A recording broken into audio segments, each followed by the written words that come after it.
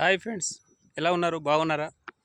అయితే ముఖ్యంగా ఈరోజు ఒక మంచి వీడియో అప్లోడ్ చేస్తాను మీకోసం. ఈ వీడియో లాస్ట్ వరకు చూడండి. చాలా మంచి విషయాలు మాట్లాడుతున్నా. ఇది తల్లి తల్లి కూతురు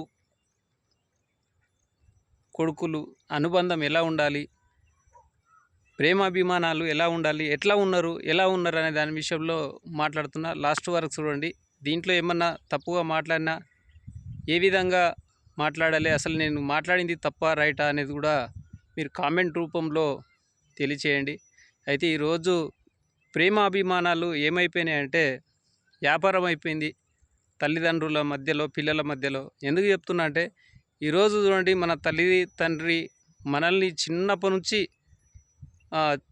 కని పెద్దగా చేసి మనల్ని చిన్న ఉన్నచ్చి కడుపులో ఉన్నప్పుడు పెరిగినప్పటి నుంచి పెళ్ళిళ్ళు కూడా చేస్తారు. మనకు పెళ్ళి చేస్తారు, మన మంచిగా చదివించి అన్నీ చేసినా కానీ ఈ రోజులు అమ్మాయిలు కానీ అబ్బాయిలు కానీ తల్లిని తండ్రిని తిడతా ఉంటారు. ఒక్కొక్కసారి వాళ్ళు ఎంతో బాధపడుతూ ఉంటారు, కానీ వాళ్ళు మనసులో చెప్పరు మనకు. కాబట్టి మనము వాళ్ళను తల్లిని తండ్రిని అర్థం చేసుకోవాలి.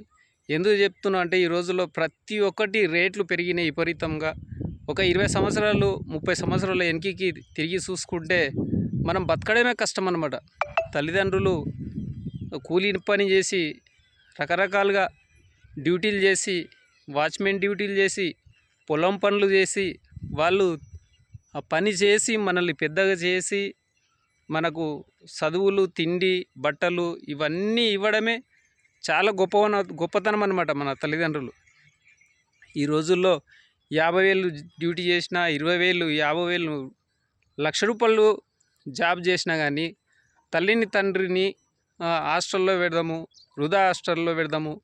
మనకు మన భార్య మన పిల్లలే మనకు ముఖ్యము, తల్లిదండ్రులు ముఖ్యం కాదని కొంతమంది ఈరోజు చూస్తూ ఉన్నాం రోడ్ల మీద ఏ విధంగా వదిలేస్తూ ఉన్నారో. కాబట్టి నేను ఎన్నో చూశాను కాబట్టి ఈరోజు వీడియోలో మాట్లాడుతున్నా. కానీ అందరూ అట్లనే చేయరు, కొంతమంది ఉన్నారు ఆ విధంగా రోడ్ల మీద కూడా తల్లిదండ్రులను వదిలేస్తూ ఉన్నారు.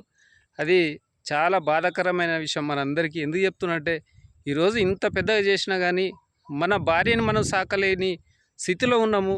మరి ఆ రోజుల్లో నలుగురు అబ్బాయిలను ఇంతమందిని ఏ విధంగా తల్లిదండ్రులు సాకినారు, ఏ విధంగా మనల్ని పెద్దగా చేసిరు, ఎట్లా పెళ్ళిళ్ళు చేసినారు అనే దాని మీద చాలా మనం ఆలోచించాలి. కాబట్టి తల్లిదండ్రులను ఎవరిని కూడా బాధ పెట్టొద్దని నేను కోరుతున్నాను. ఎందుకంటే ఈరోజు అబ్బాయిలు ఎక్కువ శాతం తిడుతూ ఉంటారు తల్లిదండ్రులను. ఎందుకంటే అది ఇంకొక రకం ఏంటంటే మనకు చిన్న వయసులో మనకి ఏది అర్థం కాదు. ఒక 20 సంవత్సరాలు 30 సంవత్సరాలు ఏజీ వచ్చే వరకు కూడా మనం ఎందుకు తిట్టినాం తల్లిదండ్రులను అని, ఎందుకు తిట్టాలన్నా తిట్టొద్దా అనేది అర్థం కాదు.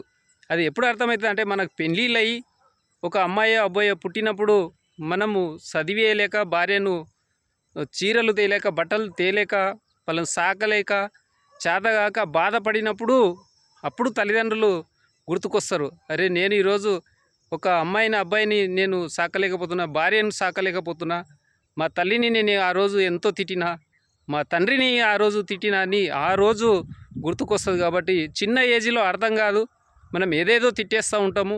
కాబట్టి ఈరోజు ఈ వీడియో చూసి ప్రతి ఒక్కరూ మన తల్లిదండ్రులను ప్రేమగా చూడాలి.